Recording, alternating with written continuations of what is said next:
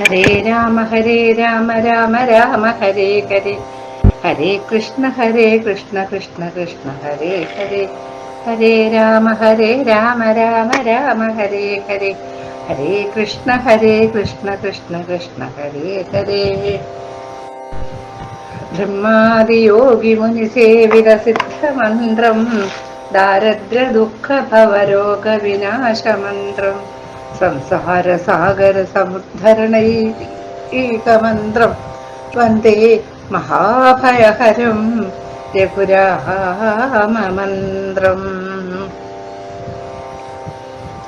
ഇന്നലെ എല്ലാവരും കൂടി രാജ്യം സ്വീകരിക്കണം ഒക്കെ ഉണ്ട്, 10 ഇരട്ടിയുണ്ട്, 10 മടങ്ങുണ്ട്, ആനയുണ്ട്, കുതിരയുണ്ടെന്നൊക്കെ നമ്മുടെ ഭരതകുമാരൻ പറയുന്ന സ്ഥലത്താണ് നിർത്തിയിട്ടുണ്ടായിരുന്നത്.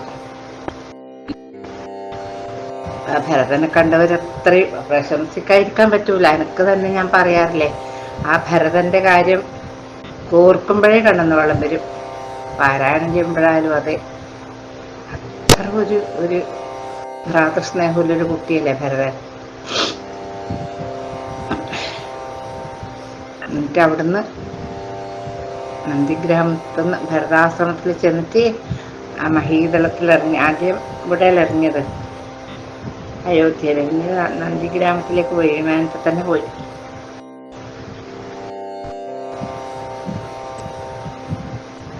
പറഞ്ഞു, പുഷ്പകം എന്ന പേരുള്ള ആ വിമാനത്തിനെ വന്ദിച്ചിട്ട് പറഞ്ഞു, പോയിക്കോ, ഇനി വൈശ്രവണം തന്നെ വഹിച്ചോളൂ, ഞാൻ വിചാരിക്കുന്ന സമയത്ത് വേണമെങ്കിൽ ആവശ്യമുണ്ടെങ്കിൽ വന്നാൽ മതി, ആരും നിന്നെ ഇനി ഒരു തരത്തിലും ദ്രോഹിക്കൂല എന്ന് പറഞ്ഞു. അപ്പൊ വിമാനം പറന്ന് പോയി അളകാവിലിയിൽ പോയി. അപ്പൊ അനുജനോടും കൂടി വസിഷ്ഠനായ ഗുരുവല്ലേ, കുലഗുരുവല്ലേ വസിഷ്ഠൻ, അദ്ദേഹത്തിനൊന്ന് വന്ദിച്ചു.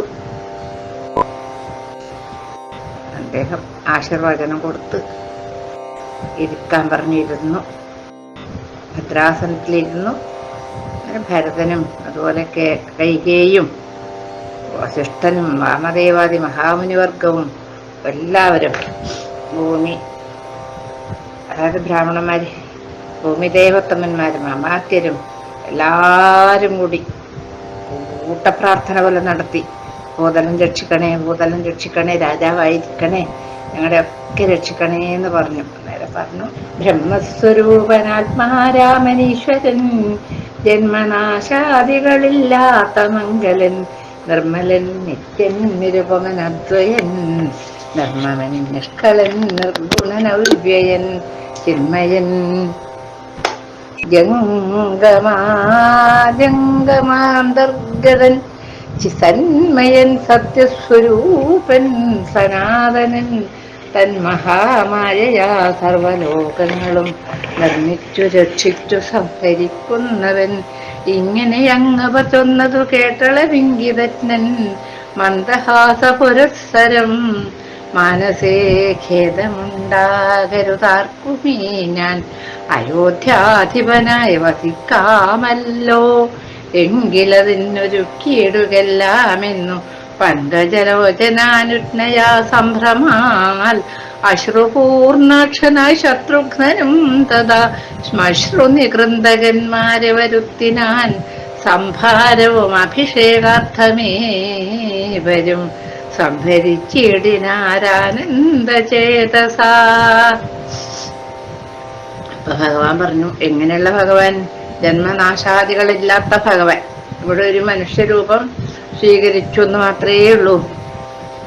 നിർമ്മലനാണ്, നിരുപമൻ അദ്വയനാണ്, എന്തൊക്കെയോ വർണ്ണിക്കുന്നുണ്ട് ഭഗവാൻ. അങ്ങനെയുള്ള ആ ഭഗവാൻ എല്ലാവരോടും പറഞ്ഞു, ഒന്ന് പുഞ്ചിരിച്ചിട്ട് പറഞ്ഞു, ആർക്ക് സങ്കടം വേണ്ട കേട്ടോ, ഞാൻ അയോധ്യാധിപനായി വാഴാം, ഞാനിവിടെ അയോധ്യയിൽ രാജാവായിട്ട് അയോധ്യ ഭരിക്കാന്ന് പറഞ്ഞു. അപ്പൊ അതിനെല്ലാം റെഡിയാക്കിക്കോന്ന് പറയുമ്പോ കണ്ണ് നിറയെ വെള്ളം, അശ്രുപൂർണാക്ഷനായിട്ട് ശത്രുഘ്നൻ എന്ത് ചെയ്തു? സന്തോഷാശ്രവും സങ്കടാശ്രവും എല്ലാം കൂടി ഉണ്ട്. 10-14 ദിവസം ഇങ്ങനെ വനത്തിൽ പോയിട്ട് താമസിക്കേണ്ടി വന്നില്ലേ ഞങ്ങളുടെ ജ്യേഷ്ഠനില്ലേ സങ്കടം. ഇപ്പൊ വന്നില്ലേ ഞങ്ങളെ കാണാൻ, ഒരു പോറല് പോലും ഏൽക്കാതെ വന്നില്ലേ, എന്നിട്ട് ഞങ്ങൾ പറയുന്നതിനനുസരിച്ചിട്ട് രാജാവാന്ന് സമ്മതിച്ചില്ല എന്നുള്ളൊരു സന്തോഷം. അങ്ങനെ രണ്ട് അശ്രുക്കളും കൊണ്ട് രണ്ട് നേത്രങ്ങൾ നിറഞ്ഞിട്ട് ശ്മശ്രു നികൃന്തകന്മാര്, അതായത് എന്താ പറയാ, മുടിമുറിക്കുന്നവരില്ലേ, മുടിമുറിക്കുന്നവരെ വ്യക്തി എന്നാ പറഞ്ഞത്. ഈ ജടാമകുടെല്ലാം മുറിച്ച് കളഞ്ഞ് നല്ല കഴുത്തറ്റ മുടി വെച്ച് നല്ല ഗംഭീര ഭാവത്തിൽ നല്ല കോമളന്മാരാവണ്ടേ, അല്ലെങ്കിൽ കോമളന്മാർ തന്നെയാണ് എല്ലാരും ഒക്കെ കാര്യങ്ങളൊക്കെ ഒരുക്കുന്ന സമയത്ത് ആര് ഭരതകുമാരൻ രക്ഷോഭരനും ദിവാകരപുത്രനും ഹരി ലക്ഷ്മണനും ഭരതകുമാരനും രക്ഷോഭരനും ദിവാകരപുത്രനും എല്ലാരും കൂടി കാര്യങ്ങളൊക്കെ റെഡിയാക്കി. കുറേ നദികളിലെ പുണ്യതീർത്ഥങ്ങളൊക്കെ വേണ്ട, അതൊക്കെ വരുത്തി എല്ലാം ചെയ്തു. അപ്പൊ ജടാപാരശോധനയും ചെയ്തു സമ്പൂർണമോദം കുളിച്ചു ദിവ്യാംബരം പൂണ്ട് മാല്യാനുലേപാദ്യലങ്കാരങ്ങളാണ്ടു കുതൂഹലം കൈക്കൊണ്ട നാരദം ശ്രീരാമദേവനും ലക്ഷ്മണനും പുനരാരൂഢമോദമലങ്കരിച്ചിടിനാർ ശോഭയോടെ ഭരതൻ കുണ്ടലാദികളാഭരണങ്ങളെല്ലാം അനുരൂപമായി ജാനകി ദേവിയെ രാജനാരീജനം മാനിച്ചലങ്കരിപ്പിച്ച രതിമുത വാനരനാരീജനത്തിനും കൗസല്യതാനാദരാൽ അലങ്കാരങ്ങൾ നൽകിനാൻ. അന്നേരമത്ര സുമന്ത്രർ മഹാരഥം നന്നായി ചമച്ചു യോജിപ്പിച്ചു നിർത്തിനാൻ. അപ്പൊ ജടാഭാരം ഒക്കെ കളഞ്ഞു, കുളിച്ചു, ദിവ്യാംബരം നല്ല പട്ടുവസ്ത്രങ്ങളൊക്കെ ധരിച്ചു, അംഗരാഗങ്ങളൊക്കെ ചാർത്തി, ആഭരണങ്ങളൊക്കെ ധരിച്ചു. സന്തോഷായി ശ്രീരാമദേവനും ലക്ഷ്മണകുമാരനും എല്ലാം അലങ്കരിച്ചു. അപ്പം ഭരതൻ കുണ്ടലങ്ങൾ മുതലായ ആഭരണങ്ങളെല്ലാം അണിയിച്ചു. രാജനാരികളുണ്ടല്ലോ, ദശരഥന്റെ പത്നിമാര് 350ഓളം പത്നിമാരുണ്ട് ദശരഥനാണ്. ഈ 3 പട്ടമഹിഷിമാര്, ബാക്കി 350ഓളം പത്നിമാര് ദശരഥ മഹാരാജാവിന് പറയുന്നുണ്ട്. എല്ലാവരും ദേവീനെ, ജാനകി ദേവിയെ അലങ്കരിച്ചു. അതുപോലെ വാനര നാരികളെ താരയും രോമയും ഒക്കെ ഉണ്ടല്ലോ, അവർക്കൊക്കെ കൊടുത്തു അലങ്കാരങ്ങൾ. ആ സമയത്ത് പണ്ട് വനത്തിൽ കൊണ്ടാക്കുമ്പോ കരഞ്ഞ് ശവശരീരം പോലെ നിന്നു ഞാൻ പ്രഭു. അക്കരക്ക് കടന്നു പോകുന്നത് വരെ ഇക്കരെ നിന്നു ഞാൻ ശവശരീരം പോലെ എന്ന് പറയുന്ന സുമന്ത്രര് സന്തോഷിച്ചു. രഥമെല്ലാം യോജിപ്പിച്ചു വെച്ചു. രാജരാജൻ മനുവീരന്റെ ആപരൻ രാജയോഗ്യം മഹാസെന്തനമേറിനാൻ. സൂര്യതനയനും അംഗദവീരനും മാരുതി താനും വിഭീഷണനും തഥാ ദിവ്യാംബരാഭരണാദ്യലങ്കാരേണ ദിവ്യഗജാശ്വരഥങ്ങളിലാമാർ നാഥന്ന കമ്പടിയായി നടന്നിടിനാൻ. സീതയും സുഗ്രീവ പത്നികളാദിയാം വാനരനാരിമാരും വാഹനങ്ങളിൽ സേന പരിവൃതമാരായനന്തരം പിമ്പേ നടന്നിതു ശംഖനാദത്തോടും ഗംഭീരവാദ്യഘോഷങ്ങളോടും തഥാ സാരഥ്യവേല കൈക്കൊണ്ട ഭരതനും ചാരുവെഞ്ചാമരം നത്തഞ്ചരേന്ദ്രനും ശ്വേതാതപത്രം പിടിച്ചു ശത്രുഘ്നനും സോദരൻ ദിവ്യവ്യജനവും വീയിനാൻ. മാനുഷവേഷം ധരിച്ചു ചമഞ്ഞുള്ള വാനരേന്ദ്രന്മാർ 10,000 വാനരേന്ദ്രന്മാർ കഴുത്തിലേറി പരിവാര ജനങ്ങളുമായി നടന്നിടിനാൻ. എന്റെ ശബ്ദം ഇടറുന്നെന്ന് വിചാരിക്കണ്ട. എനിക്ക് ഭരതന്റെ പേര് പറയുമ്പോൾ അതെനിക്ക് പണ്ട് ചെറുപ്പം തൊട്ടേ ഉള്ളതാണത്. ആ മഹാസന്തനത്തിൽ ആ സുമന്ത്രർ കൊണ്ടുവന്ന തേരിൽ ഭഗവാൻ ശ്രീരാമചന്ദ്ര പ്രഭു അതിൽ കയറി. അപ്പൊ സൂര്യധനനായ സുഗ്രീവനും അംഗദനും മാരുതിയും വിഭീഷണനും എല്ലാരും അലങ്കാരം വേണ്ട പോലെ അലങ്കരിച്ചിട്ടുണ്ട്. ആനപ്പുറത്തായിട്ടും കുതിരപ്പുറത്തായിട്ടും അങ്ങനെ അവർ പിറകെ ഉണ്ട്. അതുപോലെ സീതാദേവി സുഗ്രീവന്റെ പത്നികൾ ആയ വാനരനാരിമാരും ഓരോരോ വാഹനങ്ങളിൽ അങ്ങനെ വന്നുകൊണ്ടിരിക്കുന്നു. അപ്പൊ സാരഥ്യവേല ആരാണ് കൈക്കൊണ്ടത്? ഭരതകുമാരൻ. സുമന്ത്രരെ വിട്ടിട്ടില്ല. എനക്ക് എന്റെ ഏട്ടന് ഞാൻ വേണം, സാരഥ്യാവൻ എന്നുള്ളത് കൊണ്ടാണ് സാരഥ്യവേല കൈക്കൊണ്ടു ഭരതൻ. വെഞ്ചാമരം പിടിച്ചത് വിഭീഷണൻ, ചേതാതപത്രം പിടിച്ചത് ശത്രുഘ്നനും. ഇത് ആലവട്ടം അത് ശത്രുഘ്നൻ പിടിച്ചു. പിന്നീട് മനുഷ്യരൂപം ധരിച്ചിട്ടാണ് ഇപ്പൊ വാനരന്മാരെല്ലാം ഉള്ളത്. അവരത്ര ഉണ്ട്, 10,000 ഉണ്ട്. അവരെങ്ങനെ ഇപ്പം ഈ വാനരന്മാരെങ്ങനെ നടന്നിട്ടല്ല വരുന്നത്? ആനപ്പുറത്താ. എങ്ങനെയുണ്ട് ഗംഭീരം? വാരണേന്ദ്രന്മാർ കഴുത്തിലേറി പരിവാര ജനങ്ങളുമായി നടന്നീടിനാൻ. രാമനീ വണ്ണമെഴുന്നള്ളുന്നേരത്തു രാമമാരും ചെന്നു ഹർമ്മ്യങ്ങളേറിനാൻ. കണ്ണിനാനന്ദപൂരം പുരുഷം പരം പുണ്യപുരുഷമാലോക്യ നാരീജനം. ഗേഹധർമ്മങ്ങളുമൊക്കെ മറന്നുള്ളിൽ മോഹപരവശമാരായി മരുവിനാർ.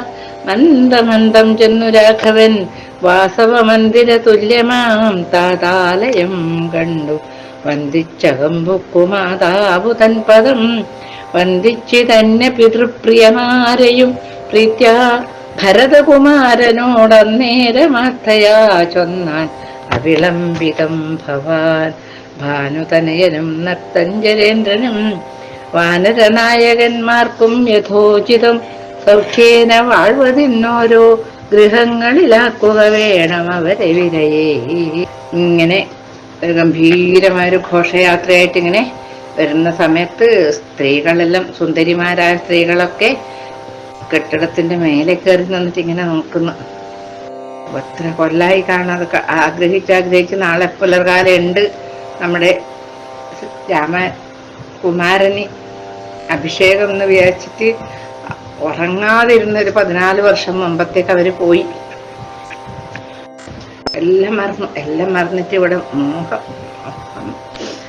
എന്താന്നറിയില്ല, അവരിങ്ങനെ ഒരു മോഹം കൊണ്ട് പരവശന്മാരായിട്ട് ഇങ്ങനെ നോക്കി നിൽക്കുന്നു. ആ സമയത്ത് ഭഗവാൻ ഇങ്ങനെ മന്ദമന്ദം ചെന്നിട്ട് അച്ഛന്റെ കൊട്ടാരത്തിലേക്ക് കയറി എന്നാ പറയുന്നത്. എന്നിട്ട് അമ്മയെ വന്ദിച്ചു.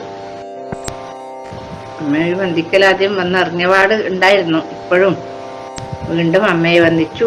അച്ഛന്റെ മറ്റു പത്നിമാരെയും വന്ദിച്ചു തന്നെ പിതൃപ്രിയമാരെയും അന്നേരം പറഞ്ഞു, ഭരതകുമാരനോട് പറഞ്ഞു, ഈ സുഗ്രീവനെയും അതുപോലെ നമ്മുടെ വിഭീഷണനെയും ഈ വാനര നായകന്മാർക്ക് ഓരോരാൾക്കും താമസിക്കാനുള്ള ഗൃഹങ്ങൾ കാണിച്ചു കൊടുക്കണം എന്ന് പറഞ്ഞു.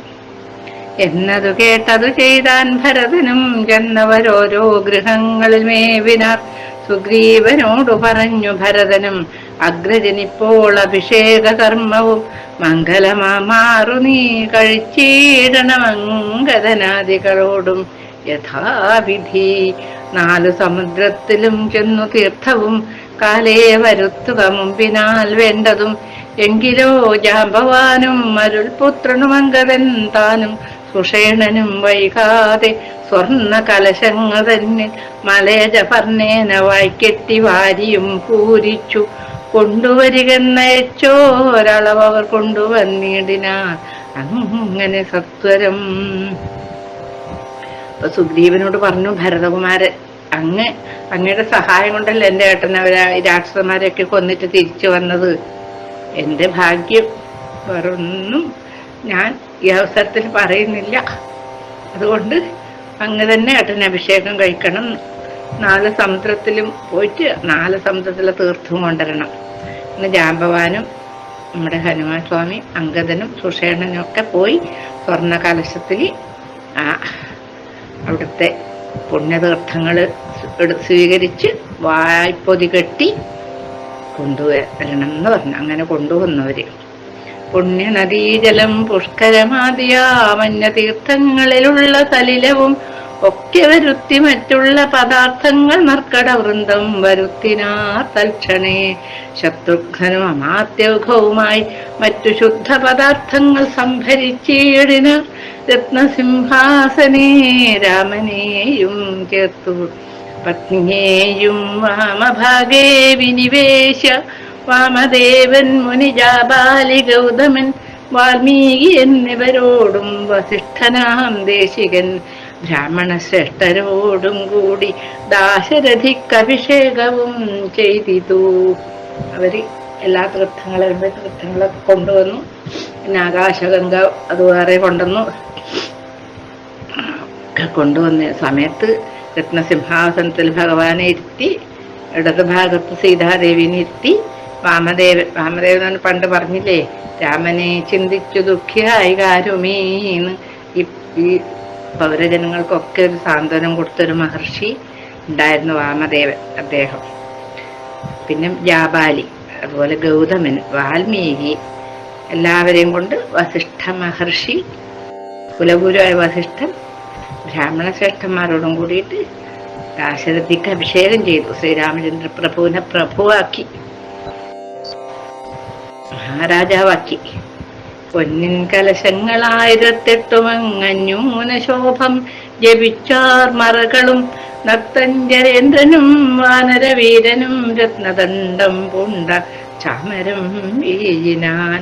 ശത്രുഘ്നവീരൻ കുടപിടിച്ചിടിനാൻ, ക്ഷത്രിയ വീരരുപചരിച്ചിടിനാൻ. ലോകപാലന്മാരുപദേവതമാരും ആകാശമാർഗേ പുകഴ്ന്നു നിന്നിടിനാൻ. മാരുതൻ കയ്യിൽ കൊടുത്തേച്ചാൻ ദിവ്യഹാരം മഹേന്ദ്രൻ മനുകുലനാഥന്. സർവരത്നോജ്വലമായ ഹാരം പുനരുർവീശ്വരനും അലങ്കരിച്ചിടിനാൻ. എല്ലാം 1008 കലശങ്ങളൊക്കെ ജപിച്ചിട്ട് ഭഗവാനി നക്തഞ്ജരേന്ദ്രനും വാനരവീരനും, അതായത് സുഗ്രീവനും വിഭീഷണനും, അവരുടെ ഒരു ഭാഗ്യം നോക്കിക്കോ, ഞങ്ങൾക്കും കൂടി വരണം എന്നവർ പറഞ്ഞതും ഭഗവാന് സമ്മതിച്ചത് കൊണ്ടല്ല ഇത്രയും ഗംഭീരമായൊരു ഉത്സവത്തിൽ പങ്കെടുക്കാൻ കഴിഞ്ഞത് അവർക്ക്, ഭഗവാന്റെ ആ പട്ടാഭിഷേകത്തില്. അവര് രണ്ടാളും ചാമരം, ഇങ്ങനെ വൻചാമരം വീശി ശത്രുഘ്നകുമാരൻ കുടപിടിച്ചു.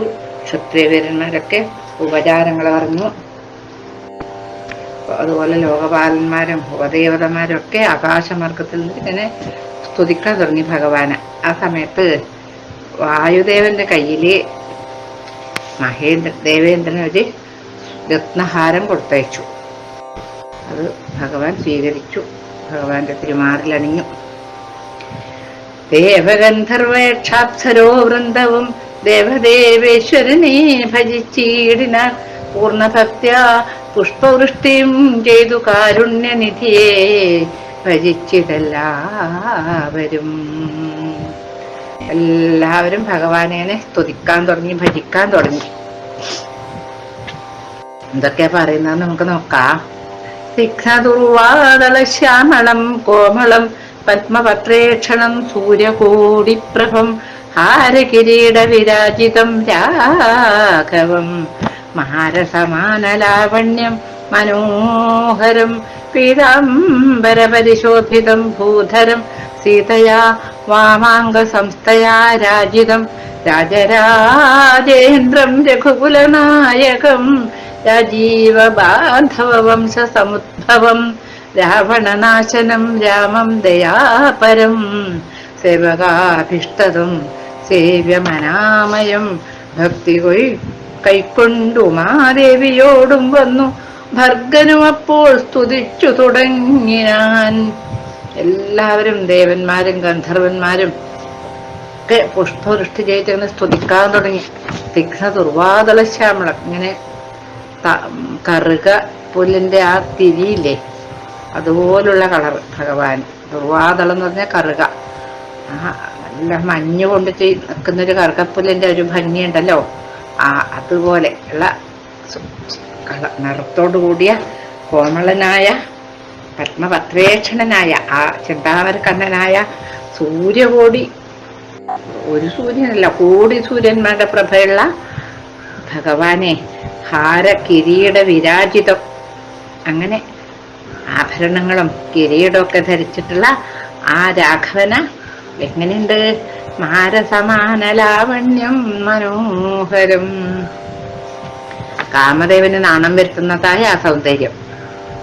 പീതാംബര പരിശോഭിതം ഭൂതരം സീതയാ വാമാംഗ സംസ്ഥയാ രാജിതം. പീതാംബരം തന്നെയാണ് ശ്രീരാമചന്ദ്രന്റെയും വസ്ത്രം പീതാംബരം, പൊന്നുണ്ണിക്കണ്ണന്റെയും വസ്ത്രം പീതാംബരം. ആ പീതാംബരത്തിനോട് എനിക്ക് വല്ലാത്തൊരു ആകർഷണമാണ്.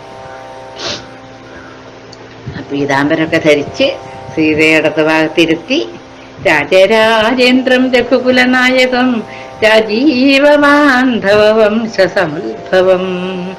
രാജരാജേന്ദ്രനായ ആ രഘുകുലനായകൻ രാജീവബാന്ധവൻ. ആരാണ് രാജീവബാന്ധവൻ? സൂര്യവംശത്തിൽ ഉത്ഭവിച്ച ആള്. രാവണനാശനം രാമം ദയാപരം സേവകാഭിഷ്ടതം സേവമനാമയം. രാവണന്റെ നാശത്തിന് കാരണനായ ആ ഭഗവാൻ, എന്നാൽ ദയ കവിഞ്ഞൊഴുകുന്ന ആ ഒരു രൂപം. എന്താണ് നമുക്ക് വേണ്ടത് വെച്ചാൽ അത് തരുന്ന ആ ഭഗവാനെ ഭക്തി കൈക്കൊണ്ടു മാദേവിയോടും വന്നു ഭർഗനും അപ്പോൾ സ്തുതിച്ചു തുടങ്ങിനാൻ. ആ സമയത്ത് ഉമാദേവിയോടും കൂടി, അതായത് ശ്രീപാർവതീ ദേവിയോടും കൂടി മഹാദേവൻ വന്നിട്ട് സ്തുതിക്കാൻ തുടങ്ങി. മഹാദേവനി ശ്രീരാമനെ സ്തുതിച്ചാലും രാമനാമം ജപിച്ചാലും രാമനാമം കേട്ടാലും ഒന്നും മതിയാവലില്ല. അത്ര ഒരു ശ്രീരാമ ഭക്തൻ തന്നെ പറയാം ഭഗവാന. രാമായ ശക്തിയുക്തായ നമോ നമ, ശ്യാമള കോമള രൂപായ തേ നമ, കുണ്ടലീനാഥ തൽപ്പായ നമോ നമ, കുണ്ടലമണ്ഡിതഗണ്ഡായ തേ നമ, ശ്രീരാമദേവായ സിംഹാസനസ്ഥായ ഹാരകിരീടധരായ നമോ നമ, ആദിമധ്യാന്തഹീനായ നമോ നമോ, വേദസ്വരൂപായ രാമായ തേ നമ, വേദാന്തവേദ്യായ വിഷ്ണവേ തേ നമോ, വേദജ്ഞവന്ദ്യായ നിത്യായ തേ നമ, ചന്ദ്രചൂടൻ പുകഴ്ന്നൊരു നേരം വിബുധേന്ദ്രനും ഭക്ര്യാ പുകഴ്ത്തിത്തുടങ്ങിനാൻ. ഭഗവാൻ മഹാദേവൻ വന്നിട്ട് രാമായ ശക്തിയുക്തായ ശ്രീരാമചന്ദ്ര പ്രഭോ, മഹാശക്തനായ അങ്ങയെ ഞാൻ നമസ്കരിക്കുന്നു. ശ്യാമള കോമള രൂപം ധരിച്ച അങ്ങയെ ഞാൻ നമസ്കരിക്കുന്നു. ആ കുണ്ടലീനാഥ തൽപ്പത്തിൽ ആ മഹാവിഷ്ണുവായിട്ട് ശോഭിക്കുന്ന അങ്ങയെ ഞാൻ നമസ്കരിക്കുന്നു. കുണ്ടലമണ്ഡിത കണ്ട ആ കുണ്ടലം ധരിച്ചിരിക്കുന്ന ആ കർണങ്ങളോടുകൂടി അങ്ങയെ ഞാൻ നമസ്കരിക്കുന്നു. ശ്രീരാമദേവായ സിംഹാസനസ്ഥായ ആ സിംഹാസനത്തിൽ ഉപവിഷ്ടനായ ശ്രീരാമദേവനെ ഹാരകിരീടധരായ നമോ നമോ, ആഭരണങ്ങളും കിരീടങ്ങളും ഒക്കെ ധരിച്ചിരിക്കുന്ന ശ്രീരാമചന്ദ്രപ്രഭുവിനെ ഞാൻ നമസ്കരിക്കുന്നു. ആദിയും മധ്യവും അന്തവും ഒന്നുമില്ലാത്ത ഭഗവാൻ ഞാൻ നമസ്കരിക്കുന്നു. വേദത്തിന്റെ ആ രൂപം, വേദസ്വരൂപനായ അങ്ങയെ ഞാൻ നമസ്കരിക്കുന്നു. വേദാന്തവേദ്യനുമാണ് അങ്ങ്, വേദാന്തവേദ്യനായ മഹാവിഷ്ണുവാണ് അങ്ങ്, അങ്ങയെ ഞാൻ നമസ്കരിക്കുന്നു എന്ന് സ്തുതിച്ച സമയത്ത് മറ്റേയാളും വന്നിട്ടുണ്ട്. ഹരി വിബുധേന്ദ്രൻ, ദേവേന്ദ്രനും വന്നിട്ടുണ്ട് സ്തുതിക്കാൻ. അപ്പൊ ദേവേന്ദ്രന്റെ സ്തുതിയൊക്കെ നമുക്ക് അടുത്ത എപ്പിസോഡിലേക്ക് മാറ്റി വെച്ച് ഇന്നത്തെ ഭാഗം ഭഗവാന്റെ ശ്രീരാമചന്ദ്ര പ്രഭുവിന്റെ പാദപത്മങ്ങൾ സമർപ്പിച്ച് കായേന വാച മനസേന്ദ്രിയേർവാ ബുദ്ധ്യാത്മനാ വാ പ്രകൃതി സ്വഭാവ കരോമി യദ്യൽ സകലം പരസ്മൈ നാരായണായേതി സമർപ്പയാമി. ഭഗവാൻ സമർപ്പിക്കാം.